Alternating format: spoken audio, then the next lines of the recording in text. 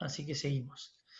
Les decía, Cristian, después la podés subir, que se me cortó, me perdí todo lo que explicaste. bueno, Ahora lo les enganché y lo decía, quien construye en su inmueble propio, pero invade el inmueble ajeno con la construcción, puede obligar al titular de dominio del inmueble lindante a soportar esa construcción en tanto éste no se haya opuesto desde el primer momento en que conoció que le estábamos invadiendo el terreno. Obviamente, esa obligación que va a tener el otro de soportar nuestra construcción tiene algunos límites. Bien, obviamente lo vamos a tener desde ya que lo vamos a tener que indemnizar por la pérdida de parte de su propiedad. Si la parte de su propiedad que pierde es tal que hace que ya la propiedad resulte inviable, nos puede obligar a comprar la totalidad de la propiedad. Bien, también. Si no fuera así, lo que nos va a reclamar, lo que puede reclamar como indemnización es, esto pasa en general, pasa mucho, la gente que construye 5 centímetros, 10 centímetros, porque está el lote mal señalizado, mal amojonado, perdón, y construyó 5 centímetros o 10 dentro del terreno lindero.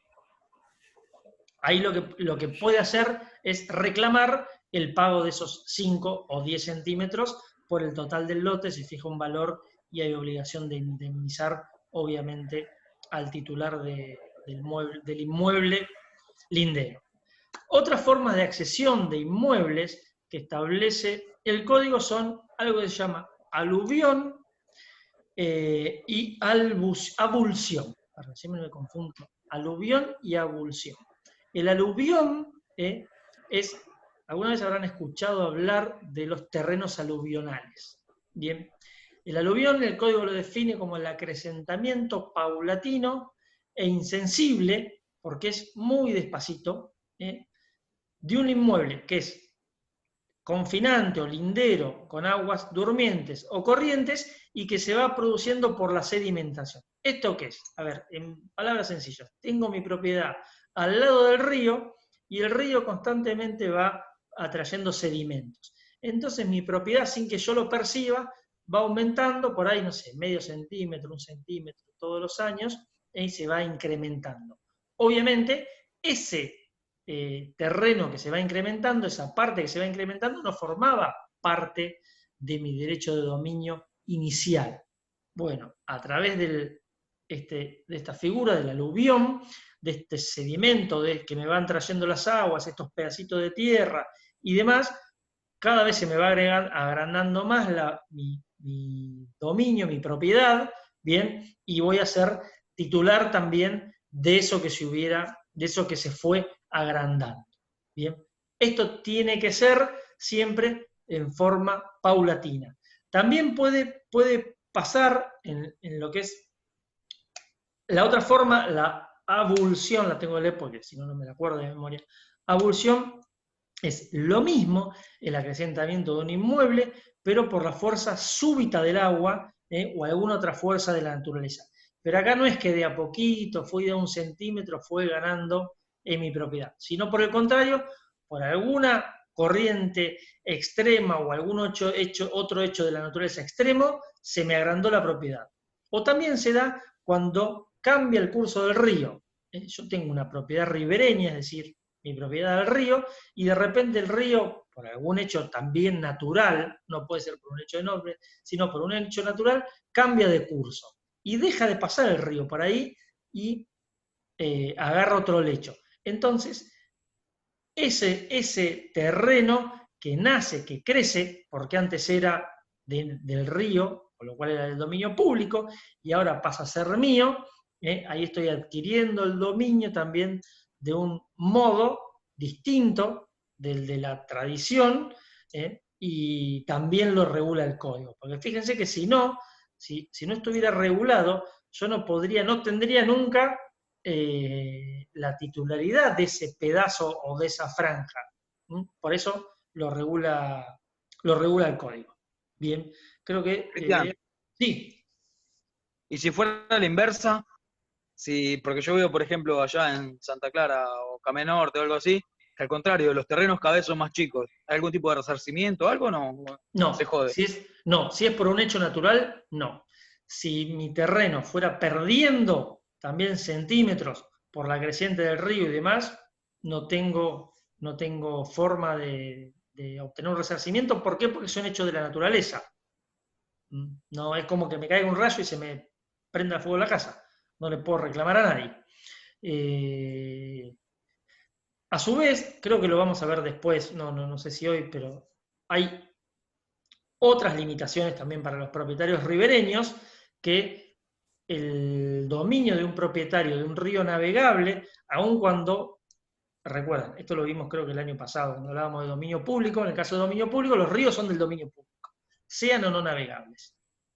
Los ríos y arroyos son del dominio público, con lo cual no son de los titulares de los fundos o de los inmuebles por donde pasan. En el caso del río, cuando ese río es navegable, el río no solamente el río y el lecho, ¿bien? Todo lo que está abajo. No es que el río es del dominio público y lo que está abajo es del dominio privado. Es decir, si yo tengo un campo así, por el medio pasa un río, mi titularidad es sobre este pedazo y sobre este. El medio por donde pasa el río, no. Eso es del dominio público. Bien, sumado a si ese río es navegable, tengo que dejar algo que se llama camino de sirga, que ahora no existe. Lo sigue manteniendo el código, pero esto de hace 200 años atrás. ¿Qué es? ¿Qué era esto del camino de sirga? A veces cuando los barcos se encallaban por los ríos navegables, se les ponía una soga de cada lado, se los ataba y se los tironeaba con animales de cada uno de los dos lados para hacerlo pasar. Bien, ese límite es de 15 metros desde el borde del río, que se mide por las crecientes y bajantes normales del río, ahí se mide el límite, de ahí 15 metros, eso también está destinado al uso público porque es para este denominado camino de sirga. Así que 15 metros para un lado, pobre 15 metros para el otro, el dueño del campo no puede ejercer un dominio pleno sobre ese pedazo y obviamente sobre el río, menos que menos, porque es del dominio público. Supuesto de dominio imperfecto, algo habíamos hablado ya. El código refiere como dominio imperfecto el dominio revocable, el dominio fiduciario y el dominio desmembrado. Bien, dominio revocable es, como ya vimos, el que estaba sujeto a alguna condición o plazo resolutorio. Puede ser una condición resolutoria, puede ser un plazo resolutorio, un plazo que acaecido finaliza este derecho de dominio. Acaecido el plazo, efectuada la condición, hay obligación de restituir la cosa al que la transmitió. Ese es uno de los supuestos del dominio. El otro, recuerdan que también lo habíamos visto, pero ya hace varias semanas atrás, era el dominio fiduciario. ¿Recuerdan cuando hablábamos del contrato de fideicomiso? Que se entregaba la propiedad y se adquiría el dominio fiduciario, en el caso del edificio, hasta tanto el edificio estuviera construido, estuviera terminado, y después ahí se dividía el dominio en los titulares de las diferentes unidades. Pero mientras el edificio estaba en construcción, lo que había era un dominio fiduciario. Eso no era ni del que lo había entregado, ni del fiduciante, ni era tampoco de quienes habían ingresado al fideicomiso, también como inversores, entre comillas, para después hacerse del dominio pleno. Mientras se mantenía el contrato de fideicomiso, lo que había era un dominio fiduciario. Recuerdan que por eso yo decía, esto está bárbaro porque las deudas de los acreedores de las personas que conforman el fideicomiso no afectan los bienes del fideicomiso. Por eso era una figura que le da cierta seguridad. Bueno, eso es un caso también de dominio imperfecto. ¿Por qué? Porque también tenemos limitado el dominio.